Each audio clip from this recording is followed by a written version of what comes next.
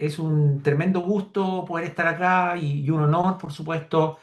Y hace poco, hace no tanto tiempo, empezamos las colaboraciones con Carlos y varios centros peruanos que están participando en nuestro estudio Andrómeda Pegasus, que es la continuación de Andrómeda 2.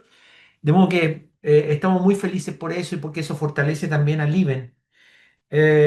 Yo voy a hacer una pequeña visión de la trayectoria entre Andrómeda 1 y Andrómeda 2 a este nivel. Bueno, ustedes saben, el estudio Andrómeda 1 fue publicado el 2019 y fue un estudio donde comparamos en un estudio randomizado controlado organizado por la Red Liven Latinoamericana, donde participaron 28 centros en 5 países, y comparamos una estrategia de resucitación precoz en shock séptico antes de 4 horas desde el diagnóstico, con target de higiene capilar versus lactato en un periodo intervencional de 8 horas. Como ustedes saben, y el objetivo ideológico era lograr de alguna manera reperfusión, que eso es lo que uno hace en el shock séptico, con menos congestión. Y para eso, digamos, tratar de buscar un target, como voy a mencionar, que sea mucho más en tiempo real y que permita detener la reanimación en forma más oportuna, evitando el riesgo de la sobreresucitación. Como ustedes saben, este estudio, desde el punto de vista, digamos, de estadística clásica, fue negativo.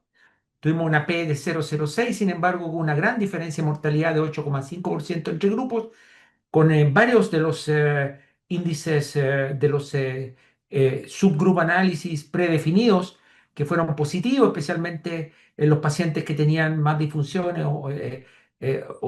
había un impacto en disfunciones, por supuesto, e intervenciones. Y después, un año después, publicamos el análisis bayesiano que mostró que realmente usar higiene capilar como estrategia de resucitación parecía ser superior a usar el clásico que era lactato. A nosotros nos parece con el tiempo, cuando miramos para atrás este estudio publicado ya hace 5 años, o casi 6, digamos, es que hubo tres aspectos clave que apuntaron a estos efectos, a estos resultados que fueron considerados por el mundo, digamos, como positivos. De hecho, el gene capilar, su monitoreo, fue incorporado a distintas guidelines, especialmente primero en la campaña sobre la sepsis y después ha sido mencionado en la Flood Guideline de la Sociedad Europea, y etcétera. Yo creo que tres aspectos. Primero, el usar CRT como target, voy a mencionar las razones. Segundo, el análisis sistemático, el assessment sistemático de fluid responsiveness que permite dar los fluidos en forma más fisiológica, disminuyendo el riesgo de dar fluidos en un porcentaje de pacientes que son fluid unresponsive, desde muy precoz en la reanimación. Y el concepto de test hemodinámicos agudos, que es un concepto que ayuda a personalizar, que voy a mencionar más en detalle en un rato más. De modo que estos son los tres aspectos. Creo que el hacer un Map Challenge y un iNodalator Challenge son cosas nuevas en la estrategia de reanimación, y sumadas a las otras dos probablemente fueron la base del éxito de este estudio. Sin embargo, cuando uno mira en una forma, digamos, un poco crítica, el algoritmo que se usó en Andrómeda 1 fue primero fluido, después en los pacientes previamente hipertensos que no habían llegado a target achievement. En esos pacientes, digamos, que eran previamente hipertensos, hicimos un test de vasopresor levantando la presión a 80-85 durante 1 a 2 horas, y veíamos si el target era alcanzado. Si no, volvíamos a la MAP previa. Y después de eso, si eso fallaba, usábamos un test con dobutamina en dosis baja, y lo mismo, si funcionaba, lo seguíamos, y si no, suspendíamos la dobutamina. Esa es un poco la estrategia. Pero si ustedes se fijan, es una estrategia clásica, one size fits all, porque en el fondo es la misma estrategia, los mismos tres pasos, y solamente se diferenciaban por el target. De modo que esto siempre nos tuvo un poquito incómodo, y la verdad es que estamos en una época donde hay una pelea por tratar de personalizar el manejo hemodinámico del shock séptico.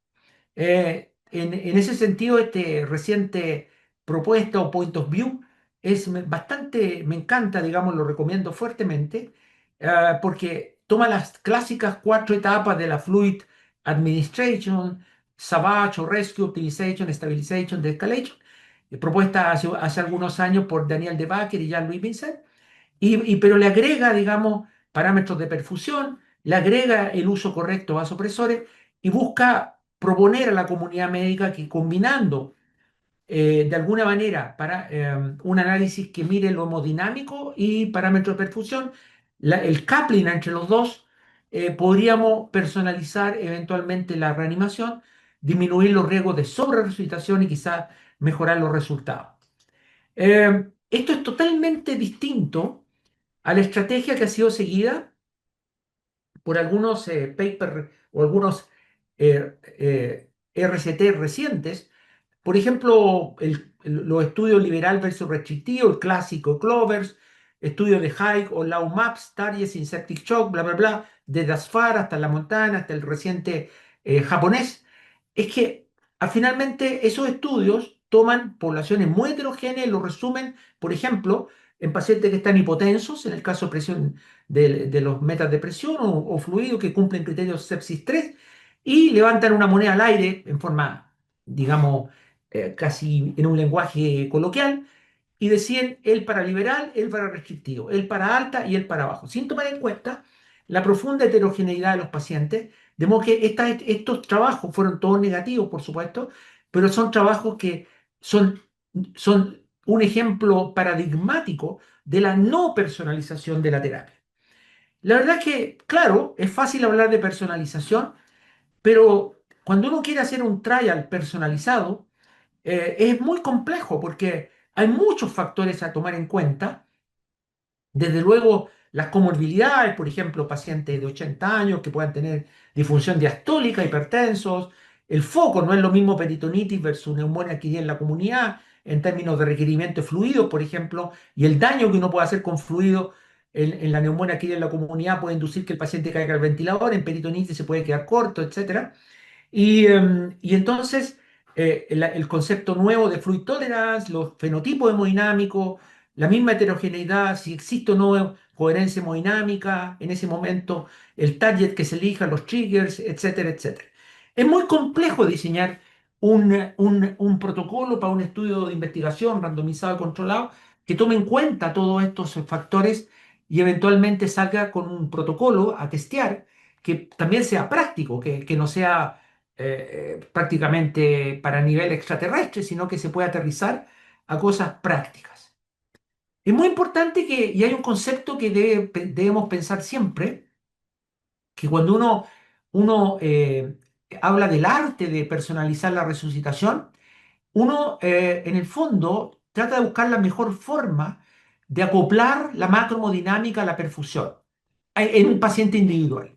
De ese modo, uno hace estrategias que manipulan la macrohemodinamia, el flujo, el systemic blood flow y la presión de perfusión, la MAP, por ejemplo, para ajustarla hasta lograr reperfusión y uno aquí lograr obtener una normalización de los targets de perfusión que uno ha elegido, que de alguna manera también son surrogates de la microcirculación.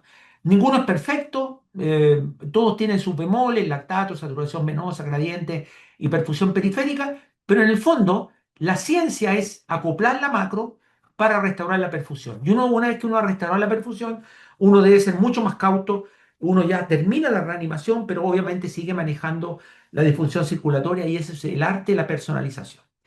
La personalización, o cuando uno está pensando en una estrategia personalizada de reanimación del shock séptico, debe pensar primero en seleccionar un target adecuado.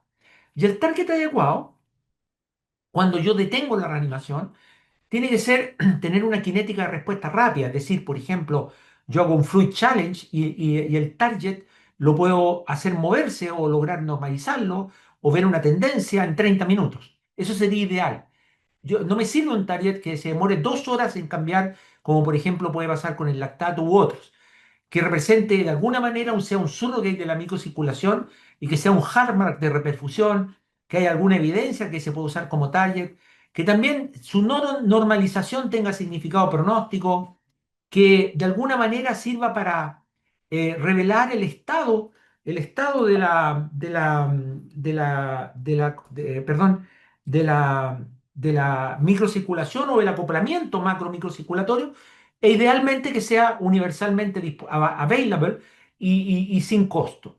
Nos pareció, digamos, desde hace ya 15 años, haciendo distintos estudios experimentales, clínicos, clínicos fisiológicos, observacionales, y después un estudio randomizado controlado como Andrómeda, y recién terminamos y we submitted de Andrómeda 2 Shock 2 con 1.500 pacientes. La verdad es que eh, nos pareció que el llene capilar y la perfusión periférica podían cumplir estos requisitos en forma más adecuada. ¿Por qué? Porque primero, la perfusión periférica es un territorio que está en general bajo control simpático, como se ve acá, y en ese sentido es mucho más simple en su regulación que otros territorios. Está absolutamente disponible, incluso visualmente. Depende mucho del tono adrenérgico, si por ejemplo, y de alguna manera permite ver, y esto hablando holísticamente, la reperfusión en tiempo real. Es decir, si yo tengo un paciente choqueado con disfunción circulatoria severa, lo primero que va a pasar va a disminuir el flujo de la piel, va a haber adrenergia y la piel se va a poner cold, clammy skin, ¿cierto? Y el mottling, el llene capilar indescifrable, etc. Pero si yo reperfundo, es decir, paso volumen, mejoro el gasto cardíaco, mejoro la presión arterial, voy a ver cómo esa piel hace una transición de una piel fría, moteada, a una piel caliente, vasodilatada, etcétera. Y eso, en otras palabras, es reperfusión. De modo que yo puedo ver ese fenómeno y detener quizás la reanimación en forma más oportuna. Y diversos estudios ya mirados desde una perspectiva epidemiológica muestran que los pacientes que después de una reanimación así en 1 o 2 horas en la urgencia, en cuidado intensivo, que rápidamente normalizan perfusión periférica, tienen una mortalidad en general menos del 20%, contra sobre el 40% en general los que no lo hacen rápidamente. Y esto obviamente tiene un significado pronóstico muy importante. Nosotros hace muchos años, ya digo muchos años, el 2014 publicamos este estudio. Este estudio es muy importante porque es la base ideológica previa a Andromeda Shock, que fue que durante 1 año y medio monitoreamos multimodalmente la perfusión en una cohorte de pacientes en shock séptico ingresados precozmente a cuidado intensivo. En esos pacientes medimos diversos parámetros relacionados a perfusión y también microcirculación sublingual. Y estos son variables de microcirculación sublingual. Las barras representan la normalidad de estos variables a horas 0, 2, 6 y 24 horas. Después de 1 año y medio colectamos solamente a los sobrevivientes. Aquí hay solo sobrevivientes de shock séptico que se fueron vivos de hospital. Estos pacientes, vean ustedes mirando estos parámetros que nosotros bautizamos como flow sensitive, son variables que se normalizan rápidamente con la optimización macromodinámica. Por ejemplo, miren el llene capilar.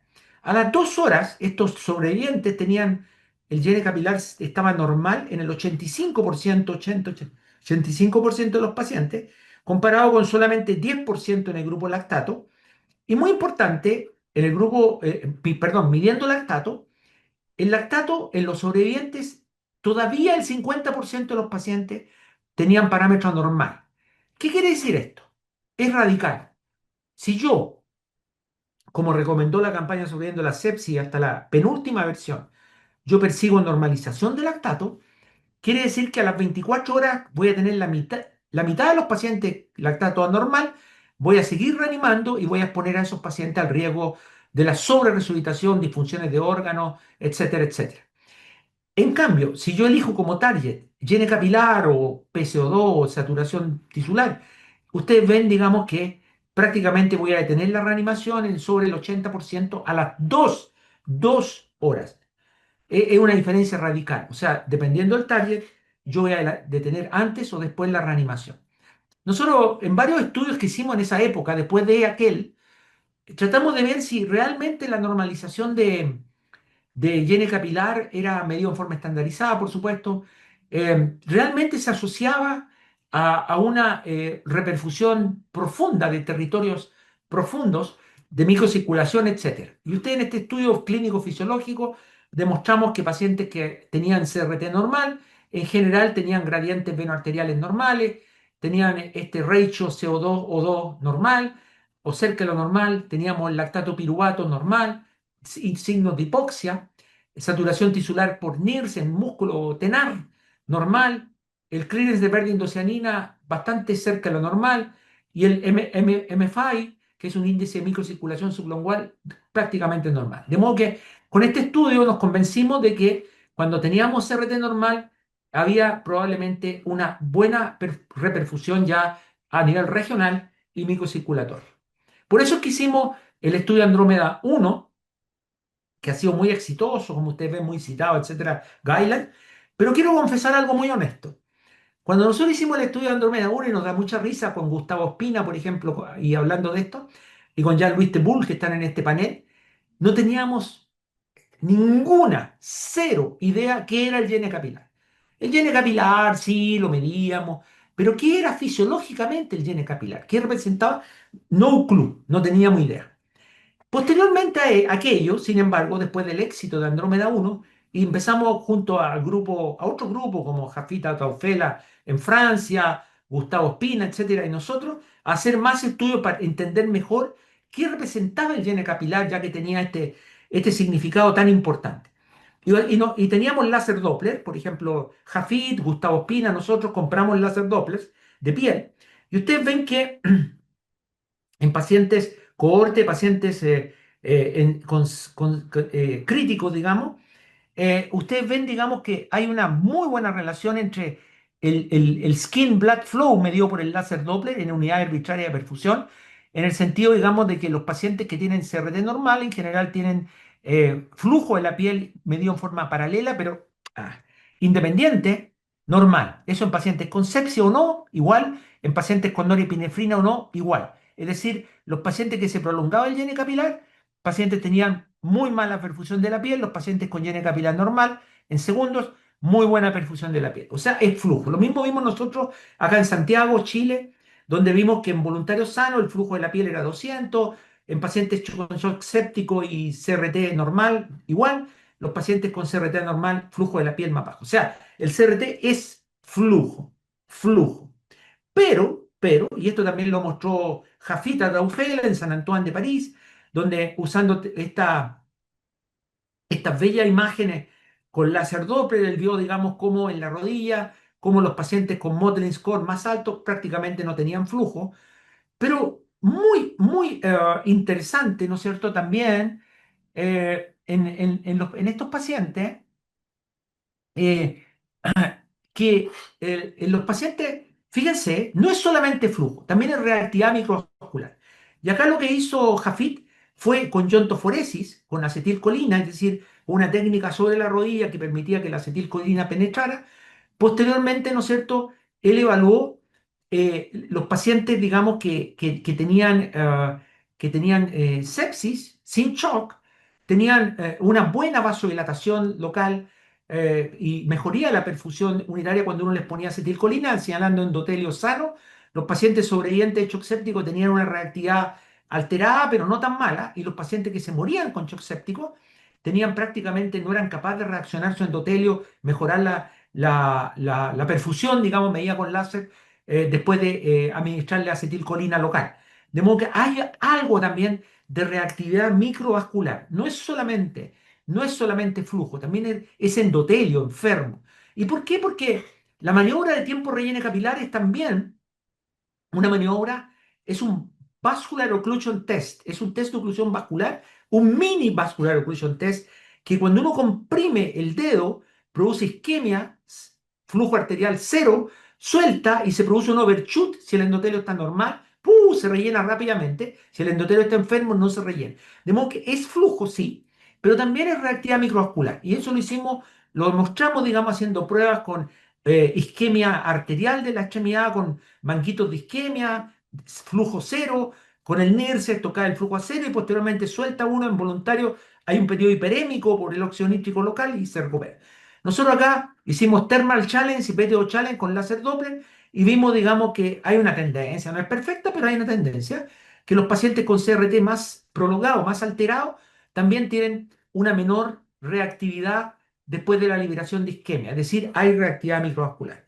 El profesor Gustavo Espina, un gran amigo, gran fisiólogo, también ha hecho estudios más interesantes aún con láser Doppler, donde él ha testeado esta reactividad microvascular y por técnicas físicas que a mí se me escapan, ha logrado descomponer las señales del láser Doppler para investigar, digamos, esta alteración de la reactividad microvascular que se pasa en los pacientes con CRT prolongado y que tienen alterada esta reactividad en la piel, si esto es por fenómenos neurogénicos, miogénicos o señales endoteliales, y ahora es capaz de descomponer estas señales con técnicas bien complejas para mí entender y puede dibujar estos gráficos en pacientes que con shock séptico no sobrevivientes, sobrevivientes, etc. O sea, está investigando, digamos, en estudios bellísimos, realmente el corazón de la reactividad microvascular en los pacientes.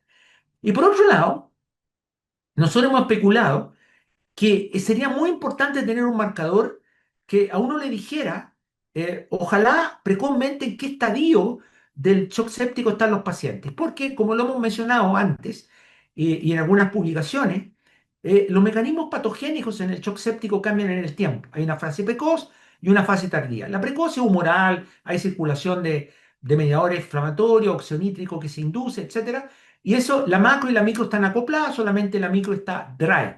Yo restauro la macro y se reperfunden rápidamente. En cambio, los pacientes con shock séptico avanzado, está la micro, hay endotelio inflamado, microcirculación inflamada alterada, y eso hace que por serie de alteraciones que ha escrito muy bien Caninche, no se pueda reperfundir el paciente, hay un desacoplamiento, una pérdida de coherencia hemodinámica o uncoupling macro-micro, a diferencia de etapas precoces, y entonces cuando yo sigo poniendo volumen, voy a aumentar el edema y congestión y solamente aumentando el daño. Y aquí faltaría una señal porque los pacientes cuando llegan a la urgencia o cuidado intensivo se ven todos iguales y uno no sabe si están acá en que la reanimación le va a hacer bien, macrohemodinámica, o acá en que les va a hacer mal.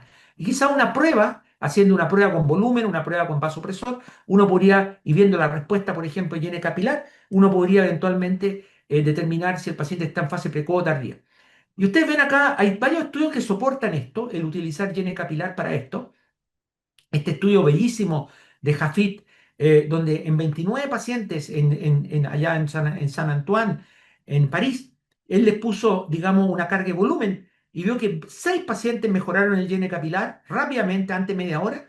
Perdón, 6 pacientes no mejoraron el llene capilar en absoluto, no pasó nada, no respondieron. Y 23 sí respondieron, rápidamente el llene capilar mejoró. Dos señales acá. Una es que el llene capilar mejoró significativamente a los 10 minutos. En cambio, y lo otro es que hubo 6 de 23 que no mejoró. Probablemente estos estaban uncoupled, probablemente estaban en etapa avanzada de shock séptico con una disociación, una pérdida de coherencia entre macro y micro. En cambio, estos, una carga de fluido desenmascaró a través del llene capilar su comportamiento, que estaban todavía acoplados, por lo tanto podíamos seguir reanimando.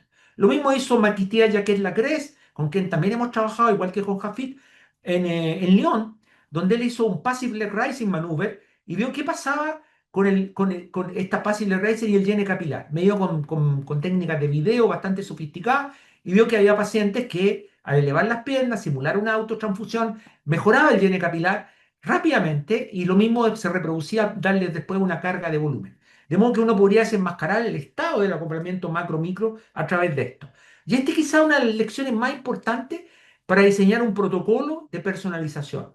Uno hace una intervención reversible, por ejemplo, uno sube la presión durante media hora o una hora y mira qué pasa con el llene capilar, uno pone un fluid challenge y mira qué pasa, uno pone un dobutamina por media hora o una hora si quieren y mira qué pasa con el llene y los pacientes que mejoran, uno dice, este paciente está acoplado y uno podría seguir reanimado, de lo contrario, probablemente están en un estado de pérdida de coherencia hemodinámica, de pérdida de desacoplamiento. Y eso tiene otro significado de gravedad y probablemente significaría otra estrategia. Nosotros hemos trabajado en esto, lo mismo que Javier Monet y su grupo en Bicetre, donde haciendo Fluid Challenge o Vasopressor Test, siguiendo esto, ustedes ven una cohorte que publicamos el año pasado, pacientes que tenían el llene capilar anormal, casi todos después de un Fluid Challenge tienden a mejorar, excepto un par que son neutros, ¿cierto? Aquí partiendo de cero, ustedes ven que es una buena forma de mostrar eso. Pero, algo muy importante, nosotros pensábamos antes que los pacientes que estaban desacoplados era porque tenían la microcirculación inflamada. Esa es la verdad, el domain microcirculatorio. Sin embargo, a lo caninche, inflamación de la microcirculación, etcétera. Pero ahora tenemos una visión mucho más holística que está resumida en estos dos papers, este acaba de aparecer hace 2 días, donde, por ejemplo, perdón, el otro hace unos par de meses, uno hace un test hemodinámico agudo, ¿ok? Y en ese test hemodinámico agudo uno hace un Fluid Challenge o un MAP Challenge, por ejemplo, y uno mejora cardiac output y elimina arterial pressure. Y uno ve si el llene capilar mejora o no mejora, para ver si está acoplada la macro y la micro. Nosotros pensábamos antes que cuando no pasaba eso, si no respondían era por inflamación de la microsis. Pero hay otras variables. Está en un domain intermedio que nosotros llamamos ahora la microhemodinamia, que es la relación con la presión crítica de cierre, el waterfall, lo que llamamos ahora la tissue perfusion pressure, etcétera, que son cosas que no podemos medir fácilmente, pero que lo queremos hacer en el futuro. Y después, digamos, está también la reactividad microvascular, etcétera. Es complejo, es un black box donde hay que tomar en cuenta que el sistema circulatorio es un continuo y donde probablemente también la congestión venosa hace que un paciente se pueda no reperfundir, no mejorar el gasto cardíaco, porque finalmente es la presión de salida de la microcirculación. Les voy a dar un ejemplo. Nosotros estamos cansados un poquito de estos estudios randomizados estilo clásico, por ejemplo, el dilema de MAP, donde se divide a los grupos tirando una moneda, diciendo en sentido anecdótico, en alto target, presión baja o presión más alta, como target, y se mide el outcome a 28 días y se dice, la mortalidad es similar, o es un poquito mayor en el grupo, bla, bla, bla. Eso es lo mismo, pero no se individualiza. Probablemente en el grupo con presión más alta se han empeorado algunos pacientes y nosotros creemos que en vez de hacer esa estrategia, decir a un paciente previamente hipertenso, yo automáticamente le subo la presión a 80-85 como meta y lo dejo así todo el resto de la reanimación, en vez de eso, ¿por qué no hacer un test? Nosotros en este test, en este paper, nosotros vimos que la respuesta es muy heterogénea. Hay pacientes que bajaba el GNK, o sea, mejoraba hacia abajo, ¿cierto? Pero hay pacientes que al subir la presión, con hipertensos previos, etcétera, deterioraban dramáticamente el llene capilar, sugiriendo que empeoraba el coupling macro-microcirculatorio. Y esto es lógico porque de repente uno sube la norepinefrina y el balance finalmente entre qué pasa en la microcirculación depende del balance entre lo que pasó en la presión arterial media versus la presión crítica de cierre o el esfínter precapilar. Ese juego puede ser muy variable paciente en paciente y entonces uno si hace un test podría determinar realmente lo que vale la pena seguir y no confiar que Asfar dijo esto o la montaña dijo esto, etc. Puede ser para el futuro. Y esto es lo que resumimos aquí. Uno hace pues, los pacientes, por ejemplo, en llene capilar normal, un test de fluid responsive, un fluid challenge. Si responde, quiere decir que está acoplado al sistema. Si no responde y está normal, lo mismo que si hago un test de presión y el paciente mejora, perfecto. Si no, hay un uncoupling y eso puede ser por muchas causas. No hay que ser simplista, pero hay una causa que puede ser evaluada y revertida, que es la congestión venosa, cuyo necesitamos mucho más datos. En los últimos par de minutos, si me permiten, quiero decir que nosotros nos pareció siempre que Andrómeda 2, Andrómeda 1 puso el llene capilar como eje de la discusión, como target, como un parámetro representando perfusión. Pero nos faltaba un parámetro hemodinámico simple que se mirara al monitor con la misma simpleza que el llene capilar, la otra cara de la medalla, para determinar, ¿no es cierto?, algo tan simple que permitiera orientar el manejo inicial sobre todo. Y realmente pensando en eso, la línea invasiva arterial nos provee señales especialmente, por ejemplo, el pulse pressure. El pulse pressure es un surrogate de stroke volume.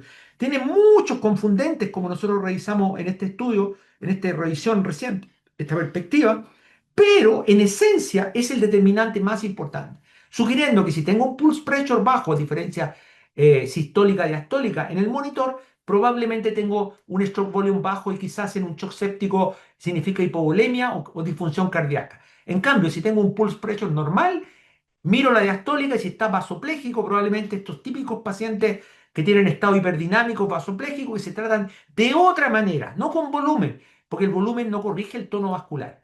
Y eso un poquito se resume acá, ¿cierto? No es lo mismo 80-60 que 80-30, y eso nos podría hacer cambiar en la imagen cómo fenotipiar con parámetros tan simples como la presión de pulso, la presión diastólica, y eso es lo que estamos evaluando ahora en este estudio epidemiológico grande que va a tener por lo menos 2.000 pacientes en el mundo, que donde estamos analizando los factores confundentes de la relación entre presión de pulso y stroke volume. Después, finalmente, esto no lo quiero mencionar en honor del tiempo, pero es fundamental, si alguien quiere preguntar después, el rol de la assessment sistemático de Fluid Responsiveness, porque así vamos a detectar, a veces hay un 25% de los pacientes que están empezando una reanimación de shock séptico y ya son Fluid and Responsive. Si yo le doy volumen a todo, voy a perjudicar a un número de pacientes. El uso de los conceptos estos de test, ¿no es cierto?, que son muy importantes. De modo que Andrómeda 2, y esta es la penúltima diapositiva, lo diseñamos en base a esto. Tres fenotipos hemodinámicos de función cardíaca, vasoplegia e hipovolemia distinguidas por parámetros simples, un target y test que nos permitían, digamos, realmente identificar el estado del acoplamiento. Juntando esto, logramos algoritmos muy simples, no quiero adelantar los resultados, recién los submitimos a un journal mayor ayer, y en el fondo el objetivo final es lograr esa quimera que es perfusión sin congestión. Muchas gracias.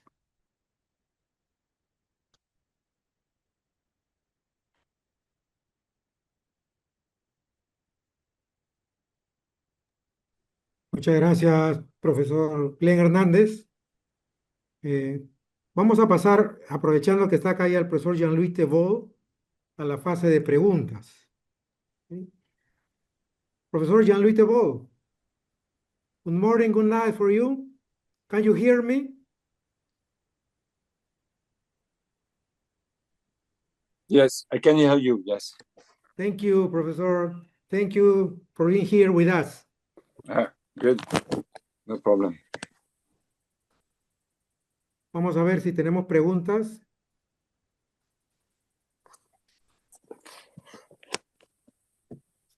Hi, Jean-Louis. Hello, Hi. Glenn. Hello, Glenn. Hi. Hi. Sí, doctor Lescano, hay unas preguntas, les Ah, comento, ¿sí? ok. Sí, acá hay una, acá se menciona si la termodilución transpulmonar puede ser usado en pacientes despiertos y o con ventilación espontánea. Professor Jean-Louis Thébault, there is a question Yeah, about transpulmonary thermodilution. yes. Can be used in awake patients and with spontaneous ventilation? Of course, yes. Of course, yes.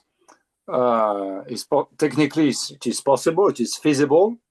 The only issue is that in general, these patients are not the most severe patients with ARDS, etc. And therefore, maybe it's less indicated than in patients who receive mechanical ventilation with ARDS because of the severity. What is interesting for transpulmonary thermodilution, as I said in my talk, is the knowledge of extravascular water and so on. And therefore, it is very interesting for patients with shock plus ARDS. So if the ARDS is not very severe and the patient is not mechanically ventilated, you miss some interest in this technique. You understand the point, but it's not an issue technically to use this technique in patients who are not mechanically ventilated. It's not a problem of feasibility, it's a problem of clinical interest. Ok. Por eso Jean-Louis Thébault nos está diciendo que sí se puede usar en estos pacientes, pero que idealmente él ya nos ha mostrado en su exposición que se usan más en pacientes, ¿no?, con shock que no se puede compensar inicialmente, que tienen distrés, es decir, podríamos resumirlo con shock refractario más complejo, ¿no? Pero de que sí se puede usar también bajo estas condiciones, aunque no es lo habitual. Acá hay otra pregunta para el profesor. Sí, ¿Sí? sí, doctor, acá hay otra. Si el paciente con shock refractario tiene un distrés severo y una falla de ventrículo derecho asociada, ¿qué monitoreo avanzado recomendaría? Acá ponen catéter de arteria pulmonar o termodilución transpulmonar o ambos juntos. Yeah. Professor Jean-Louis Thébault, Yeah. in refractory shock with failure of right ventricle, what do you thermodilution with CAP, pulmonary capillary thermodilution or transpulmonary thermodilution? Which kind of situation? Sorry, because there is some Okay. noise. I did not well hear you what you said. A moment, please. In refractory shock, sorry. Microphone. A moment, please. Okay.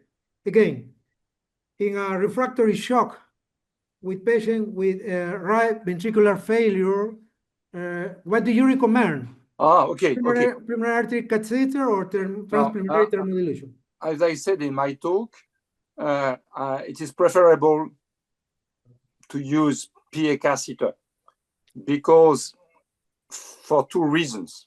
First, because with PA catheter you can get information about the pulmonary circulation, about pulmonary vascular resistance, and so on.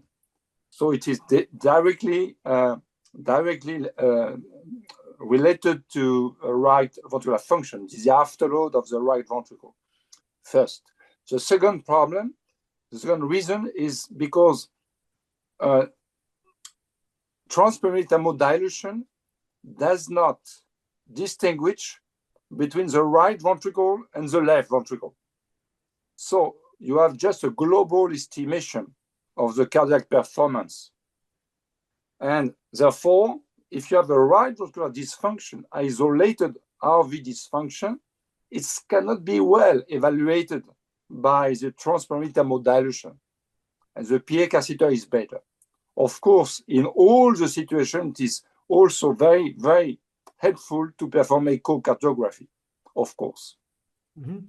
Profesor Jean-Louis Tebol nos dice que en falla de ventrículo derecho, en shock refractario, está mejor indicado el catéter de arteria pulmonar porque nos va a permitir evaluar la circulación pulmonar, la resistencia vascular, la postcarga al ventrículo derecho. Y si nosotros vemos la termodilución transpulmonar, no nos hace una evaluación individualizada del ventrículo derecho, sino hace una evaluación global, tanto del derecho como del izquierdo. No nos permite hacer esa diferenciación. Por eso que se prefiere el catéter de arteria pulmonar en este contexto, ¿no? Acá hay una pregunta para el profesor Glenn Hernández. Sí, Profesor Glenn justamente, Hernández, sí. acá mencionan, según los resultados de la evaluación del llenado capilar, estos serían diferentes, esta evaluación en pacientes portadores de enfermedades tales como diabéticos, reumatológicos, dislipidémicos o hipertensos, en las cuales probablemente la macro y la microcirculación podría estar alterada. La verdad es que los pacientes, los pacientes excluidos de los estudios Andrómeda han sido muy pocos. En general, hemos excluido del punto de vista, primero, hemos sido pragmáticos. Pacientes en los que no se puede hacer la medición, por ejemplo, por piel muy, muy oscura, o en el contexto de que haya enfermedades periféricas, por ejemplo, un Raynaud muy severo, de ese tipo de enfermedades. Hemos excluido esos pacientes si a criterio del médico, digamos, no se puede hacer una medición adecuada del llene capilar como un parámetro que esté representando la disfunción circulatoria, sino más bien esté representando un trastorno crónico del endotelio, una alteración de isquemia profunda, por ejemplo, un diabético con pie diabético o un equivalente. Pero en general, esos pacientes han sido muy pocos los excluidos, pero han estado ampliamente representados los diabéticos, los hipertensos en general, y no hay ninguna diferencia entre los que son hipertensos, los que son diabéticos en general, en cuanto a los resultados. Es absolutamente evaluable. Y también ya hay reportes importantes, por ejemplo, el trabajo de Jafita Algaufela y nuestra propia experiencia, que los vasopresores, digamos en dosis moderada hasta 0,3, 0,5 gamas por kilo minuto, no interfieren en el llene capilar, digamos, en esos pacientes que en general, cuando están con esos requerimientos, la inmensa mayoría de esos pacientes son vasopléjicos y tienen disfunción, alteración de la reactividad microvascular. De modo que, de modo que el vasopresor que cause el vasopresor una alteración del llene capilar es muy improbable. En general, hemos visto muchas veces pacientes con llene capilar normal, con norepinefrina 0,8 gamas por kilo minuto, con vasopresina 0,04, etc. De modo que no hay que echarle la culpa al vasopresor. Uno tiene que pensar, realmente hay evidencia muy abundante de que realmente es perfusión de la piel y si uno está de acuerdo a los conceptos, perfusión microcirculatoria. De modo que eso es muy importante, más allá de que haya pacientes puntuales en que esto se puede alterar. El mal definido shock refractario, que en realidad es una enfermedad muy compleja. Cuando hablamos de shock refractario, en el inconsciente colectivo está que es una dosis de vasopresor sobre tanto. Pero no, el shock refractario es un nombre, como un síndrome que afecta muchas cosas. El endotelio, a veces el corazón, a veces la microcirculación. De todas maneras hay vasoplegia, hay distintas combinaciones de factores. Es una enfermedad mucho más dramática, más compleja. Y ahí, digamos, obviamente, las mediciones se pueden hacer un poco más erráticas. Pero ese es otro tema. Y yo creo que muy pronto hay un esfuerzo de la Sociedad Europea y Americana de Cuidado Intensivo. Nos toca participar allí en tratar de definir shock refractario. Y vamos a poder definir estas poblaciones mucho mejor para hacer estudios clínicos con marcadores de perfusión, etc. Ujú. Muchas gracias, profesor. Tratando de entrar a un grupo de preguntas que se vienen allí, y luego vamos a hacer una pregunta que le manda el doctor Cerna, pero para tratar de estar todavía en este grupo, este, cuando tengo un paciente con shock descompensado, o shock en curso todavía, una de las posibilidades es que todavía tenga déficit de volumen intravascular. Pues uno evalúa parámetros para ver si hay déficit de volumen intravascular. Luego uno evalúa parámetros para ver si ese paciente es respondedor a fluidos, la respuesta a fluidos. Y usted ha mencionado también que ahora ya se habla del concepto de tolerancia a fluidos, ¿no? De tolerancia a fluidos. Entonces, es, son estos criterios que he mencionado necesarios para poder decidir si le voy a pasar fluidos o no, teniendo en cuenta que el criterio de entrada de shock no compensado incluye estos marcadores de hipoperfusión o de respuesta microcirculatoria. En la misma pregunta le voy a hacer al profesor Jean-Louis Tebol, ¿ya?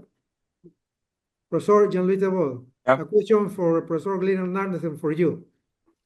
Speaking about shock non-compensated, the first criteria could be hypoperfusion, anaerobic metabolism, and a cardiovascular system not adequate to patient. The second criteria, thinking about fluid challenge, could be demonstrate high hypovolemia, absolute hypovolemia or relative hypovolemia. But the third criteria, fluid responsiveness. But now we are talking about fluid tolerance. What are your commentary about this way to focus those patients with shock? Empezamos con el profesor. I can answer first if you want, but you said now. No. We said this for 25 years. We said this for 25 years. When we proposed the concept of fluid responsiveness, we also said, just at the beginning, don't give fluid because you are fluid responsive. You also have to look at the tolerance of fluid administration. And we said, okay, at the beginning in the patient with shock, we can give fluids because the patient needs probably fluids, and don't think too much. Don't think too much. Don't lose too much time. But after some time, not only in case of refractory shock, but also after some time in any patient, when you already gave fluids, you have to assess the benefit-risk balance of a further fluid infusion if shock persists. So this is not a story of now, as you said. It is a story of always. When we talk about fluid responsiveness, we should talk about fluid tolerance, or fluid intolerance, I would say. And this is an obsession of the clinician to look at the fluid infusion benefit-risk balance. This is the term I use, because otherwise we give fluids to patients who are fluid responsive, but they also could tolerate very badly fluid administration. And it's not always a problem of venous congestion. We already talk a lot with Glenn about this topic. It is also a problem of altered capillary permeability. So you can be fluid intolerant even with a low venous congestion score or whatever you want, because you have some capillary leakage and you cannot tolerate fluids. So, and this happens very frequently in a very severe and refractory shock, as you said. So this should be an obsession of the intensivist just after beginning fluid administration, just after some time, maybe 1 hour, I don't know. You should be obsessed by the risk and the benefit risk ratio. So you can call this fluid tolerance, or you can call this whatever you want, but this is an obsession to look at the fluid infusion benefit risk ratio at any time except at the beginning, when the patient is not yet resuscitated, because the obsession is to give fluid without thinking too much. This is my answer to your question. Ok, profesor Gianluito. Bueno, profesor Gianluito Ebon nos dice que el concepto de tolerancia a fluidos ya tiene muchos años, ¿no? Y en resumen nos habla de que debemos valorar tanto el beneficio como el riesgo de dar fluidos, que tienen que ver con la capacidad de respuesta a fluidos y la tolerancia a fluidos, ¿no? Que probablemente la decisión de pasar fluidos no requiera mucho pensamiento cuando uno aborda de manera inicial al paciente, pero sí ya en el shock refractario, el shock más complejo, obviamente se nos hace un poco más necesario utilizar estos conceptos y estas herramientas que nos permitan evaluar estos conceptos para administrar fluidos, ¿no? El profesor Glenn Hernández, si nos podría también, Sí, este, yo creo que el tema del shock refractario es un tema bastante más complejo. Tiene variables metabólicas, microcirculatorias, daño al endotelio, disfunción cardíaca en grado variable, profunda vasoplegia, etcétera. Y a veces capillary leak, etcétera. O sea, es bastante complejo. No se puede dar una receta única. Pero yo creo que estoy totalmente de acuerdo con lo que dijo Jean-Louis, pero solamente recomiendo fuertemente que pensemos en el sistema circulatorio. Primero, que no todo se resuelve con reanimación circulatoria. Hay pacientes que se van a morir por daño endotelial progresivo, daño en la microvasculatura, no se van a reperfundir, hagamos lo que hagamos, y van a morir. No todo se resuelve con reanimación. Y segundo, el punto, siempre pensamos en el lado arterial, reanimación, gasto cardíaco, precarga, coupling últimamente, coupling ventrículo arterial, presiones arteriales, distintos niveles. Todo eso está bien.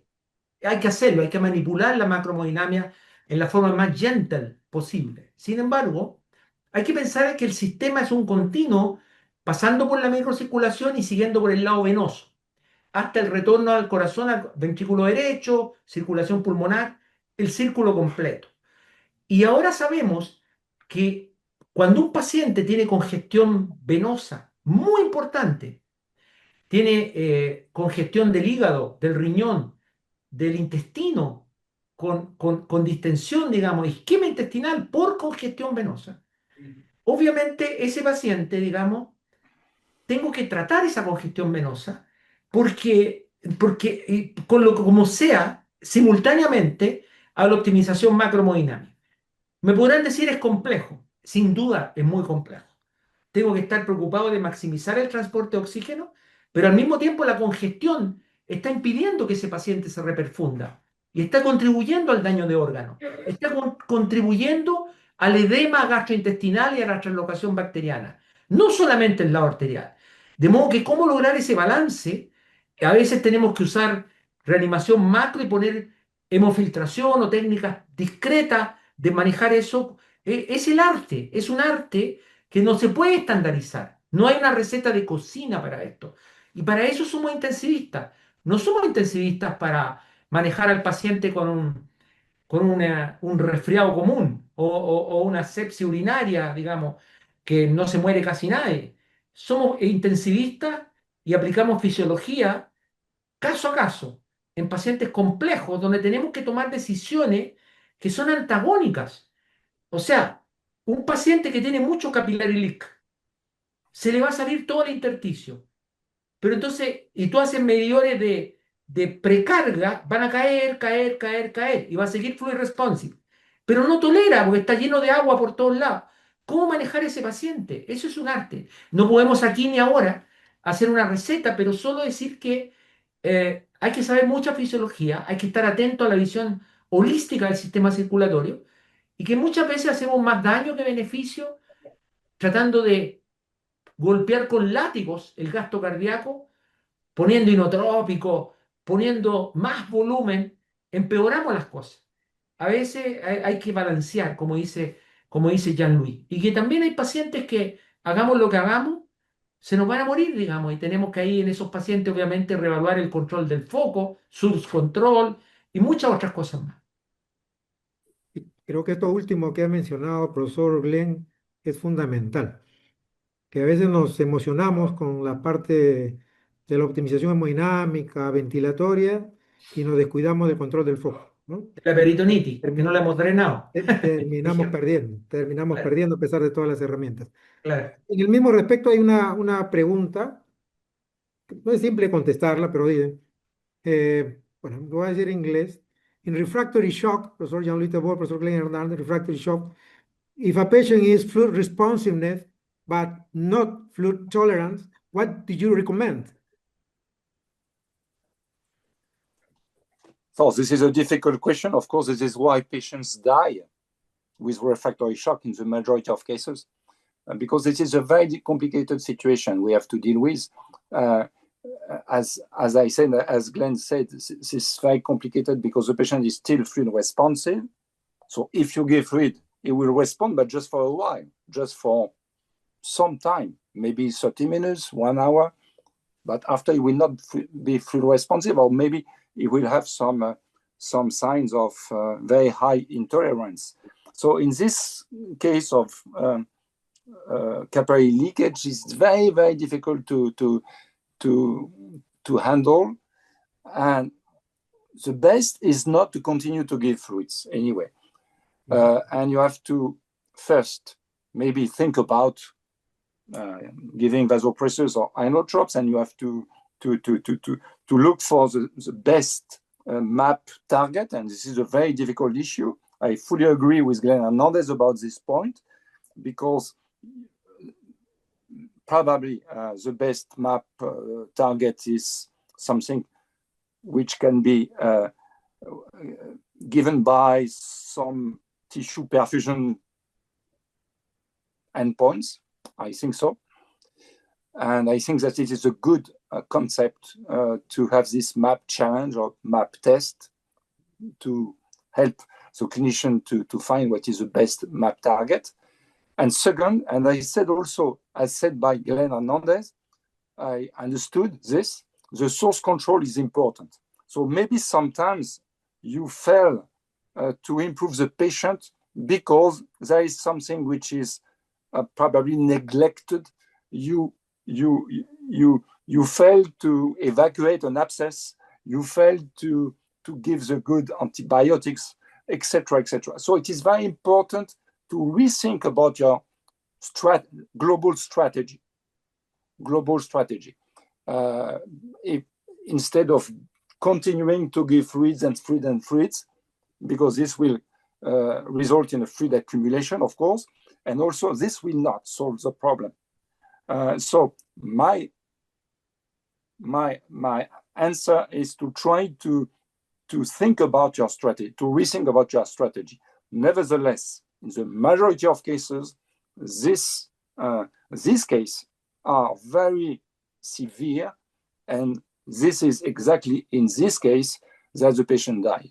So this is a problem. So we cannot solve all the situations, but I think it is very important to rethink about your strategy, source control, antibiotics, MAP target, etc., instead of continuing to give fluids because the patient is still fluid responsive. This is my answer, but it is a very difficult situation to handle. El profesor Jean-Louis Tebol nos dice que shock refractario es una situación bastante compleja y un paciente que está en shock refractario, que puede ser respondedor a fluidos, pero es intolerante a fluidos, probablemente ya tenga daño endotelial, daño microvascular, hay gran fuga capilar y probablemente tengamos que pensar acá, justo lo que mencionaba también el profesor Glenn Hernández, ¿no? En el control de la fuente que lo ha llevado al paciente a este shock séptico, ¿no? Eh, difícil responder en estos casos, ¿no? Ya nos dijo en su charla que si un paciente es respondedor a fluidos, pero tiene aumento del agua vascular pulmonar, que nos marcaría de cierto grado de intolerancia, pero todavía tiene un índice de permeabilidad vascular pulmonar, hablando de termodilución intrapulmonar, bajo, en un paciente muy descompensado, uno podría pasarle fluidos, pero en realidad difícil predecir la respuesta. ¿Qué nos diría a propósito el profesor Glenn Hernández?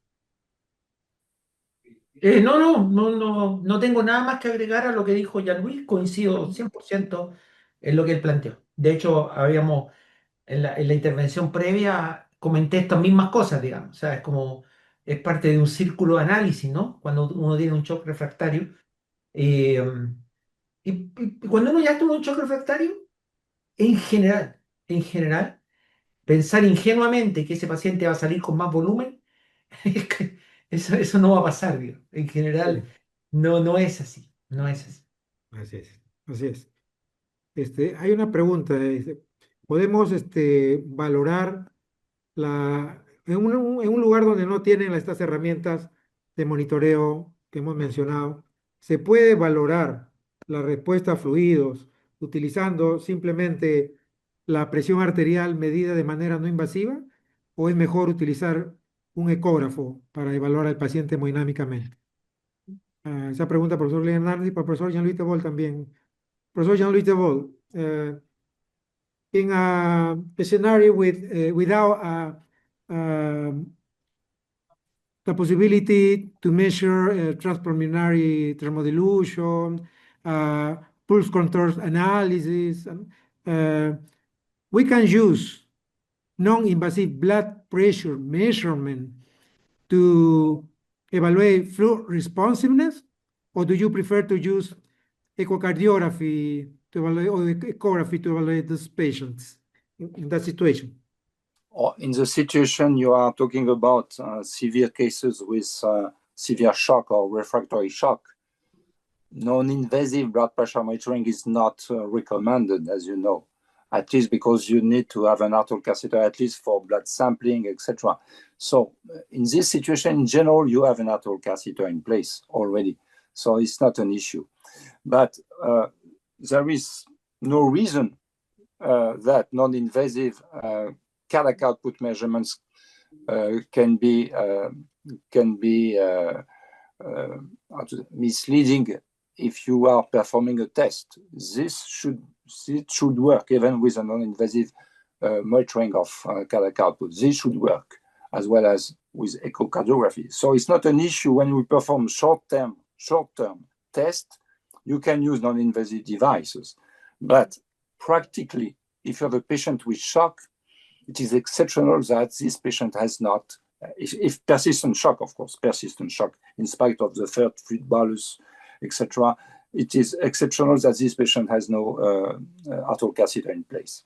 There is another problem with non-invasive arterial pressure monitoring, is that the validity of some measurements is not guaranteed.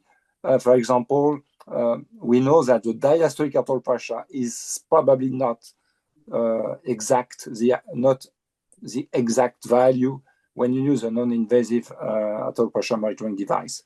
It is better to have arterial catheter in place and to zero correctly the arterial catheter, of course. Otherwise, it's difficult to rely on non-invasive arterial blood pressure in case of hypotension and low diastolic blood pressure. This is the case where it can be false and misleading. Claro, el profesor Jean-Louis Tebol nos dice que obviamente en los estados de shock, más aún shock refractario, lo ideal es tener un catéter arterial colocado para medir de manera invasiva la presión arterial, ¿no? Se pierde la fiabilidad de los valores de la medición de la presión no invasiva, entre ellos, por ejemplo, la presión diastólica, ¿no? Que es muy importante en este tipo de situaciones, ¿no? Más o menos en resumen lo que nos dice el profesor Jean-Louis Tebol. Profesor Jean-Louis Tebol, with non-invasive blood pressure measurement, but with echocardiography or with echography, how do you evaluate the fluid responsiveness? If in this case, it is better to perform a passive leg raising and to look at the change in velocity time integral, VTI. It is the best technique to do. Yeah. Okay. Sí, es mejor usar la ecografía y la ecocardiografía para evaluar respuesta a fluidos, viendo la variación de la ITD, del BTI, del integral tiempo-velocidad, ¿no? En esa misma pregunta, profesor Glenn Hernández, ¿alguna recomendación? En nuestros países hay lugares donde no tenemos recursos. Entonces, ¿qué nos Bueno, diría? yo creo que Jean-Louis ya contestó, digamos, idealmente. Nosotros en el estudio Pegasus, Andrómeda Pegasus, que está en curso, que estamos estudiando la relación entre la presión de pulso que uno mira en el monitor, ¿cierto? Y el stroke volume, evaluado por BTI, para tener una perspectiva epidemiológica de cuáles son los factores que pueden influir en esta relación. Una de las cosas que estamos haciendo es medir en paralelo la presión no invasiva y compararlo con la presión invasiva. Obviamente hay razones para pensar lo que dice Jean-Louis, de que la validez, digamos, de la no invasiva puede afectar, pero hasta qué punto, en qué proporción, en qué medida, eso lo vamos a ver, digamos, con este estudio. Así que yo estoy absolutamente de acuerdo en eso. Muchas gracias, profesor. Le voy a transmitir una pregunta que le hace el doctor Jorge Serna, que le manda saludos también al profesor Glenn Hernández. Dice el profesor Jorge Serna, si quería saber si están considerando incluir en sus estudios la medición de lesión endotelial utilizando marcadores de lesión de glucocálix. En los estudios previos que hemos hecho, hemos dividido, estábamos muy ocupados estos últimos años en Andrómeda 1 y Andrómeda 2, que ya lo terminamos recientemente, pero hemos hecho entre medio diversos estudios clínicos fisiológicos. Últimamente estamos enfocados en entender mejor qué significa el llene capilar, como ya mostré, digamos, bajo distintos parámetros. Y tenemos una acumulada, no glicocálix propiamente tal, no propiamente glicocálix, pero distintos variables de daño endotelial, de microvascular, de activación del endotelio, de las plaquetas, de los leucocitos, redox, etcétera. Tenemos una seroteca acumulada que estamos esperando enriquecerla y posteriormente, en algún momento, cuando vamos a juntar esto y vamos a hacer análisis. Pero específicamente el glucocálix no lo hemos evaluado, pero sí otros marcadores que son muy directamente señales de alteración del endotelio, permeabilidad del endotelio, etcétera, etcétera. Así que yo creo que eso lo vamos a publicar en su momento. Por ahora hemos estado más bien enfocados en la macro, etcétera. Em, Me gustaría hacer un pequeño, yo sé que estamos en el tiempo, pero un pequeño agregado, que es Sí, que quiero que entiendan, y eso en base a nuestro estudio, no voy a hablar de lo que significa en términos de target, ya tenemos estudio Andrómeda 1 y ya van a ver los resultados de Andrómeda 2 en octubre, pero en términos de estudios observacionales y todo lo que hay. Pero algo muy importante, el llene capilar es algo mucho más complejo que comprimir el dedo. No, no, no, no, no. Si uno hace una maniobra de llene capilar durante la reanimación, y el llene capilar está normal, significa muchas cosas, muchas cosas. Significa que el flujo de la piel está ok, normal, lo hemos demostrado en estudios, que la reactividad microvascular está normal, que es un tema de endotelio, que probablemente la micromodinamia, es decir, la relación entre la presión, digamos, de entrada, la MAP, digamos, y la presión microvascular, el critical occlusion pressure, está adecuada, significa que no hay una gran disfunción inflamatoria de la microcirculación. Significa muchas cosas que no podemos medir, pero significa que el árbol está intacto. Habla muy bien. En cambio, si está alterado, no sabemos muy bien, hay que hacer test de challenges. Pero es un parámetro mucho más importante fisiológicamente de lo que nosotros pensamos cuando hicimos Andrómeda 1. Ahora se nos ha abierto un mundo de cómo entenderlo mejor. sí, estamos esperando el resultado de Andrómeda 2 y luego veremos lo que sale también del Andrómeda Pegasus, en el cual tenemos el gusto de estar participando. Un profesor Glenn Hernández. Carlos, Ya, may I ya, add something? ya. I did not I did not understand everything Glenn said, but something it is very important for the overall discussion we have today. is the concept of making test challenges. Yeah.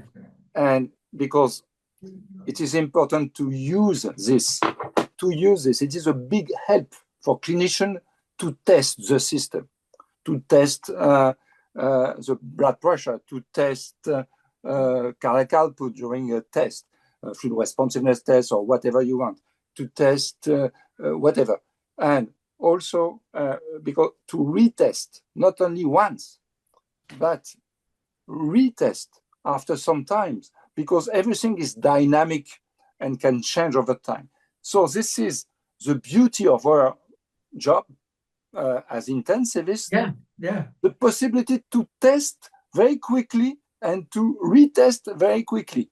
Just imagine the problem of some psychiatric doctors. It's a big issue, because when they give a treatment, they cannot test the efficacy of the tolerance of the treatment immediately. They have to wait for 6 months. Mm-hmm. And for us, it is a big, we are fortunate to have this possibility to test and to retest, to reassess. So please, we can use a test, MAP test, field responsiveness test, etc., etc. And the second notion, but we know this, is that every patient is different.